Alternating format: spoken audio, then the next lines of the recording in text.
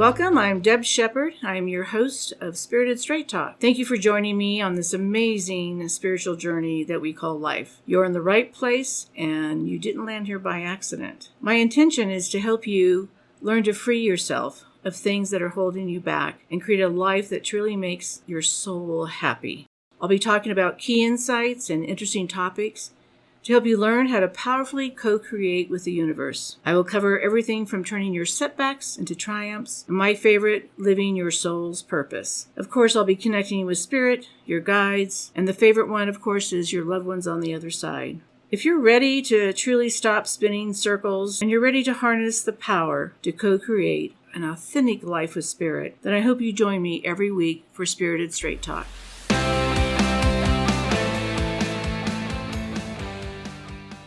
Hey, this is Deb Shepard. Welcome to Spirited Straight Talk. I'm here with my lovely partner, Miss Dana. Hola. Hola. And guess what next month is? This is January, so what's up next month? What's a big day? The day of love. You know, everyone wants to be loved and accepted.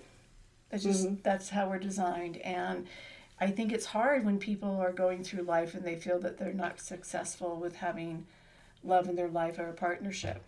And I know that I manifested you. You did. I have the letter to prove it. Yeah. Being loved and accepted is the love lottery. I mean, I think if people thought about, do you want money or the best partnership and love relationship ever, where would people go, right? What would you choose? And now what would you choose? Well, now that I have you, I'd go for the lottery. You'd go for the lottery? Oh, you mean second is the lottery? Second is the lottery. But now that I have you, there are so many different things regarding love, and it starts out when you're young. And I was thinking about how adorable puppies are, right? When I ask people what unconditional love is, they go, "Oh, a dog." I mean, everyone believes that. Yeah, that's a good example. They're just a puppy. They just trust and they love and give it all. And that's why we call when people are really young puppy love, because there is an innocence. We're just going in full out. There's no barriers. There's no fears. There's no filters. It's just no blocks. Yeah, you just feel it. And to get back to that place after life experiences is almost probably impossible for a lot of people. And, we learn through life to start protecting ourselves, or we've been hurt and we don't want it to happen again. So we shut down and we learn to think, I'm not going to go out there and do what I've done before because what it did to me. But we're designed to create partnerships in our lives, and fear and all those kind of things limit the possibilities. So today I really want to give some clarity and some tools, what people can do to open up themselves again in their heart and to be able to find that love and realize their patterns or your patterns and what's showing up and the challenges that comes with dating. And you talk a lot about limiting beliefs and Absolutely. How our experiences and our belief systems instill in us those limiting beliefs. We start to take that on like that's our reality. Our belief system or what we've learned is our reality, not exactly. And so if someone keeps saying, well, it keeps happening to me, or I get these people that way, or, I'm not going to go down this path again. And what I like to teach, like you said, the limiting belief is your patterns are basically your belief system. And it's recognizing, what you're getting yourself into that's creating these patterns. And if you believe there isn't a good person out there, or you can't trust anybody, and we're going to give some more things on this, that's what's going to show up because that's your belief system, and you actually target those individuals without knowing it. It's a subconscious thing. And you're manifesting that, just having those thoughts and having the thought. You've shown many times in your classes the power of thought. Absolutely. Through using a dowsing rod and having somebody think about something that's very, very sad and where their aura goes compared to somebody who is thinking about something they love and where their aura goes. Two vastly different things with just a thought. Same person within just a couple minutes. Yeah. That's how quickly your energy, your vibration, and thoughts can create your reality. And people think, well, I'm not saying it, I'm just thinking it. Well, thinking it creates a belief system. And you know, that's what you're sending out there to the universe, right? Right. And it's hard to change at first, so it's being aware of it. And what happens is we become so serious and we have all this fear that we don't look at opportunities because we're just sitting back going, I'm not going to go do this because A, B, and C. I hear a lot of people saying all the time, I'm not going to go on a dating site because you don't know who's there. I'm like, well, that's what dating is. You know, if you knew somebody, it would be easier. But since you don't, you're just putting yourself out there. And I believe, too, if you're on a dating site, it's about telling the universe you're open to someone. And it also helps you find some clarity in what you're looking for. So you may not meet somebody on there, but you certainly may be able to be more open to thinking there could be someone out there. And that's the thought you're sending out there to the universe, not just being on a dating site. Right. You're sending out there that you're open. Right. Gotcha. And I've officiated weddings that have met on dating sites. I've heard of successful marriages because they've met on a dating site.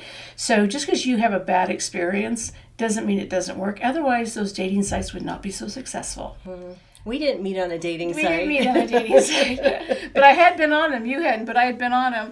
And that's it. It's to me, it's asking yourself questions when you start wanting to show up again to meet someone for a lifetime partner. And part of that is, do you really want another relationship? And people may say they do, but I'm not seeing their actions along with what they're believing. So it's not a lot. They're not It's not aligning aligned. their... So they're saying, yeah, I want to really meet somebody, but I don't want to do this. I don't want that. It's all these buts. I don't want someone like this. I'm like, well, why don't you talk about what you do want? And why are you not wanting someone like that? And if you've attracted people like those things in the past, what part did you have in it? You know, did you allow those things to happen, or did your gut say this doesn't feel right, but stayed there because you didn't want to go find another one or change things? Been there. Yeah, me too. And I think sometimes we think, well, I met somebody, they're here, I can manage what's going on, but then you're complaining about it. So there's so many different layers to meeting a new person. You know, one of the things I tell, and most of my clients are women, if you have a best friend and you've been friends for years, just look for someone with the same qualities that have different body parts. And it sounds... Or the same body parts. Or the same body parts for us. Depends. It depends. So really it's about, if you can attract people in your life that you really care about and love, you can attract a partner. I think the energy changes when there's intimacy and things like that. And my brother was out a while back, and his sister-in-law she's a widow. She lost her husband, and she's talking about dating. So Laura was, going back out there, and I said, you don't want to be a nurse or a purse. You want a partner, not a project. And those are the 4 things I recommend to people, because women especially have a tendency to want to fix things, set it all up. They want to be a powerful woman and make the date, make the food, make the tickets, make the reservations, versus really, is that what you want in a partnership? Or do you see the greatness in somebody and you know that you can fix them? And that's why I call it a project. If you can't attract somebody that's working on their stuff, not where it's a client or a project. And that's what I found with you. Well, maybe I was your project. And I also, one of my pet peeves is when someone's walking across the street on their cell phone. Drives me crazy. I know. Dana's giving me this look. I'm looking at Deb like...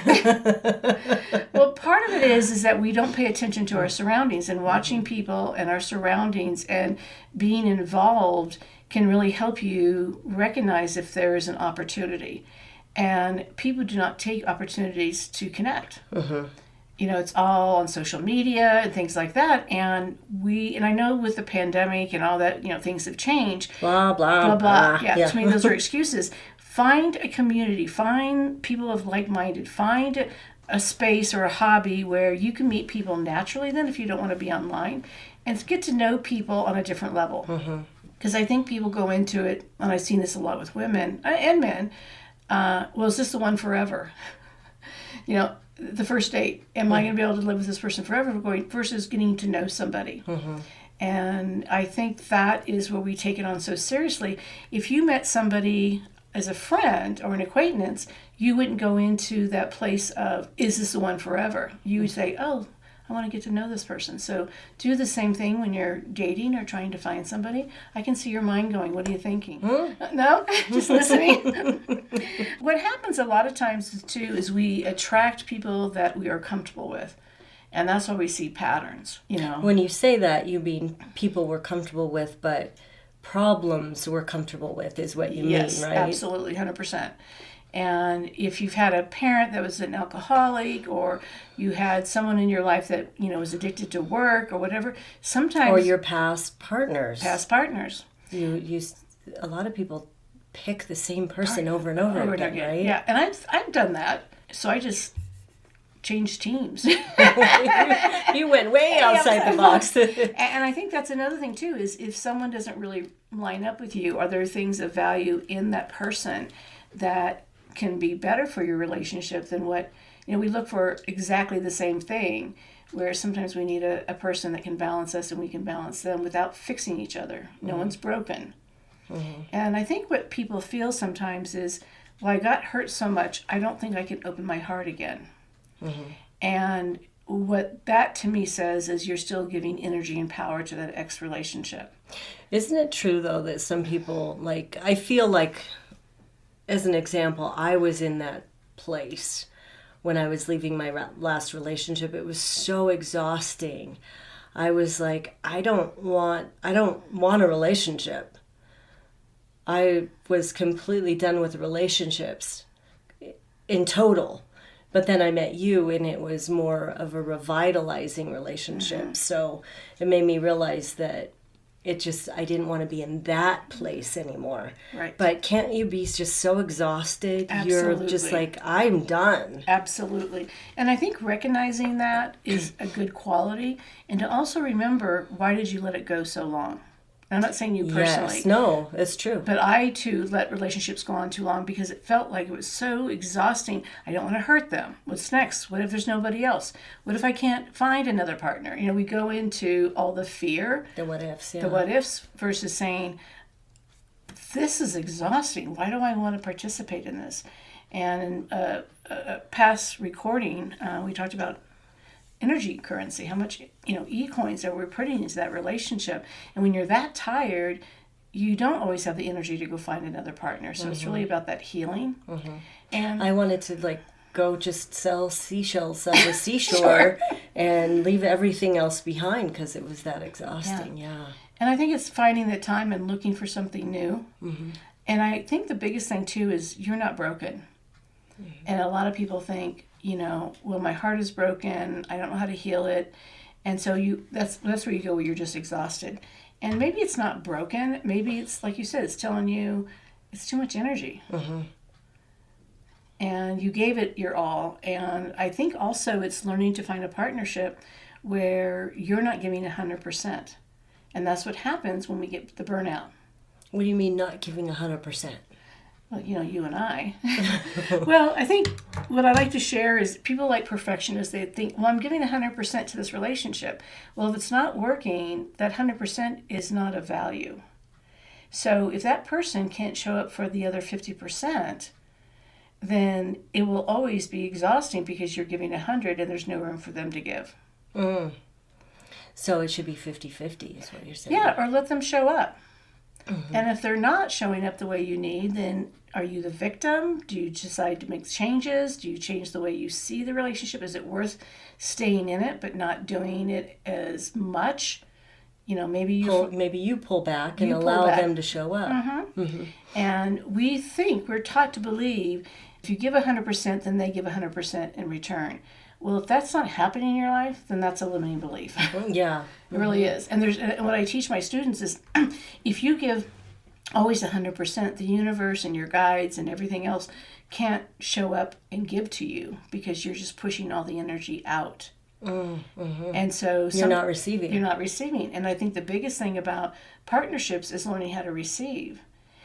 And again, like you were talking about the limiting belief, what happened in those previous relationships that your belief thought, well, if I do this, he or she will show up. Or I have to take care of everything because I don't trust that they will. That's a great one, because people don't trust that they're gonna not do it my way.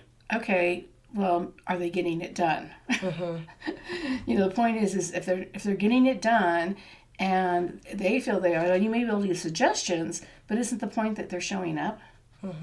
And I hear people saying, well, then I have to do it over. Why? I mean, is it okay? Especially when it's like the dishes or, something like that. It's just the dishes, things like that. So it's how do you create the balance? And I think it's also reflecting on your childhood. What did you see with your parents? What did you see with grandparents or other people in your life and how they showed up? And are you choosing to be like that, or are you choosing the opposite? Correct. So there is and I'm probably going to pronounce it wrong.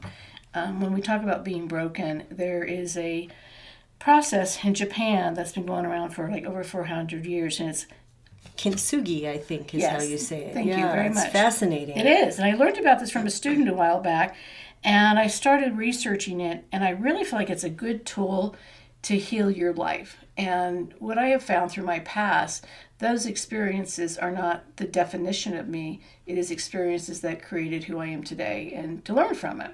And what we do is, a lot of us talk about these past experiences in our life, and that's our identity. We carry that with us. And when you carry all of that old stuff with you and put it in the middle of a relationship, both people are showing up with all the pain versus the healing. And so this technique is about repairing broken pottery. And I love it because... And well, it's to show you you're not broken, that it's still beautiful, right? Yeah, so what they do with this pottery is they mend it with gold and make it stronger and more beautiful and more of value for the pottery. We think it's broken. And so when you think of that as a metaphor for healing your heart is still useful. It's still wonderful. It still deserves to be loved. It still deserves to give love. And part of that is saying, I have all these experiences, but look how beautiful my heart is. Look what I've seen. Look what I've done. Look what I've learned and how I've grown. Or maybe it's been broken, but I've repaired it and it's better. Better, yeah. So when you look at these past experiences, instead of thinking it's a failure or it's not fixable or it can't heal, that again is your limiting belief. And it's changing to start seeing your life differently by creating a space of love. I mean, is your bedroom set up and ready for a partner? I started my career basically learning feng shui. And if your bedroom is with a bunch of old stuff from old relationships, if there is no room in there for a partner, if you're not making space for a relationship, you're basically telling the universe you're not ready. But well, colors play into that. Placing items play into that. Like if you have a photo of, let's say you have artwork and it's of one person or one animal or one item, that means it's single. It's single, right? Yeah, and that's what I said. Ask yourself, do you really want to put the energy and work into a relationship and to show up differently? Just because your other relationships didn't end up great, it doesn't mean it's not possible. To me, it's like science a little bit. We look at Einstein and all them, Edison, that created the light bulb. How many times did they try till they got it, right? And we think that, I've had 3 relationships and they don't work. Well, so give us 3 things that somebody could do in their bedroom to create a space of love. First thing is, if you have any items in there from prior relationships that make you sad, even from a parent or a sibling, get rid of them or move them or put them away for a while. Make the room inviting. So if you went into your partner's room, into a person you're dating, and you saw their room, would you go, oh my goodness, let me run? Or would you feel like, oh, I want to be here? And so one thing you don't want in your bedroom is anything of water, because water is about emotions, and so you really don't want that in there. Fresh flowers, beautiful candles. And even if you're a guy, you like those things too. Don't tell me a guy doesn't like inviting things and beauty and smells and things like that. Empty out a drawer and leave space for somebody.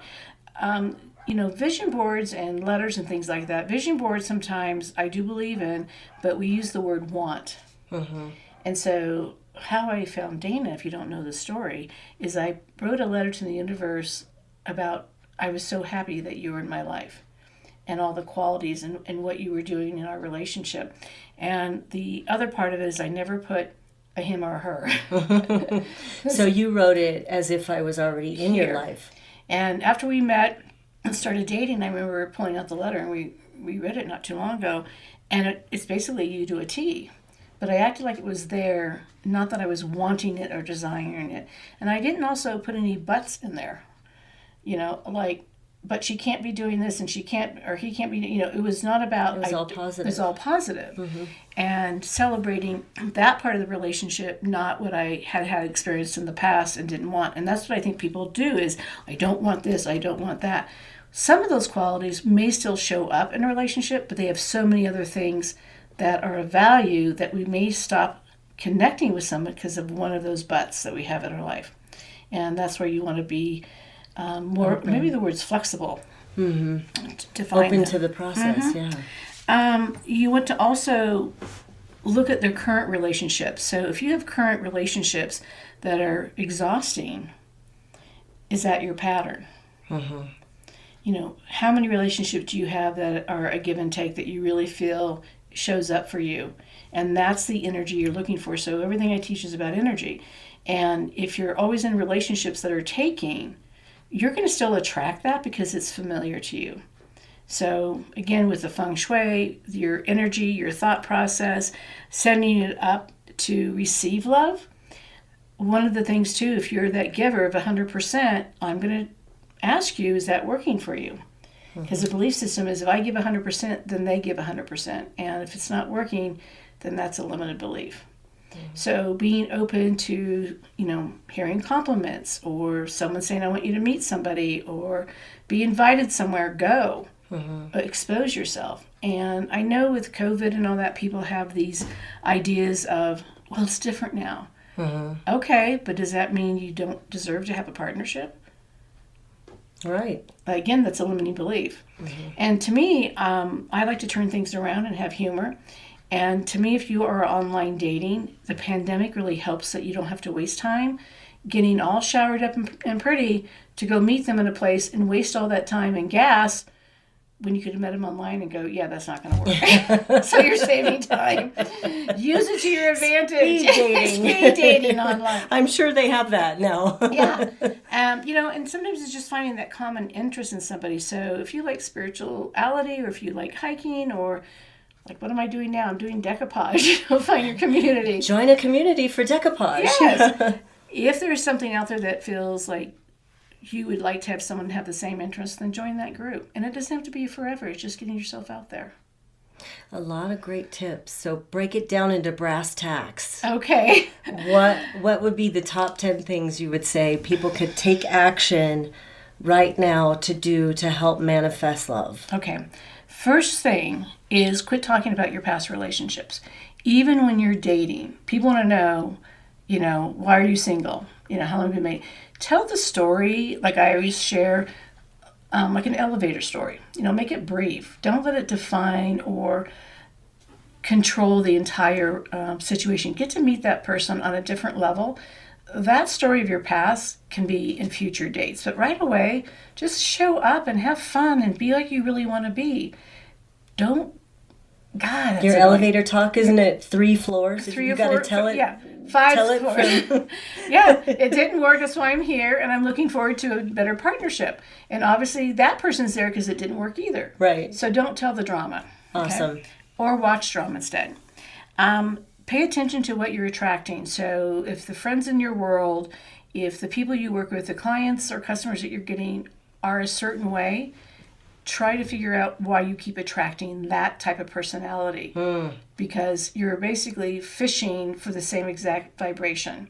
What you want to do is look for the people in your life that are, we all have that one friend that, boy, I just love this person. Vibrating higher. A vibration higher. Find that person. They're not going to tell their drama story. And that's what you base your vision of who you want to attract on. Correct. Got it. Just different body parts, right? Or maybe the same now. Now it's the same, but that's not what I was trying to attract. Whatever body parts. But just pay attention to that, because that's what's going to show up in your life. And if people are talking about their story over and over and over, how do you feel? If you're going to start dating, that's how they're going to feel if they hear you talking about all this old stuff. Okay. Don't be a nurse, a purse. Find a partner, not a project. That's my go-to for all of it. So if you're a healer or a caregiver, or they don't have the money, doesn't mean you always pick up the tab. What it means, maybe they make dinner, or they find some free concert tickets or something like that where they're showing up too. And even if they're going through a divorce or a bad time, then find things that are not expensive that you both can do together. And if they can't show up that way, and you're always trying to fix them, Run. Run, Forrest, run, or start charging them. Because they're not for sale. Charge them. Because what happens is we want to fix them to make them the partner for ourselves. They're not wanting to be flipped, and they're not for sale. There you go. So boom, mic drop. Okay. You are not broken. Make Remember, yourself strong. you're not broken. Yeah, and it's thinking of that pottery that you put gold in and you make it stronger and better. And I am always impressed when someone goes through a hard time and they show up shining. They don't let that hold them back. When people are still, after 15, 25, 6 years, whatever it is, still in that same place, I'm like, geez. Show up differently. Don't be a project. Yeah. And what person is going to want to be with you if that's where you're always going to go? Okay. When you look at an ended relationship, what are not about the negative things about what happened, because you're going to learn from that, but what lessons did you learn? Did you learn to find a voice, put better boundaries? Write these down, right? Yeah. What would you have done differently now, what you know? What were you going to do in future relationships? So again, look at that as a learning, like you went to school to learn this, versus how negative and horrible it was. So write down the lessons you learned and what you learned from that relationship, and turn it positive, right? And then write down what you're going to do differently. Like, do an elevator speech.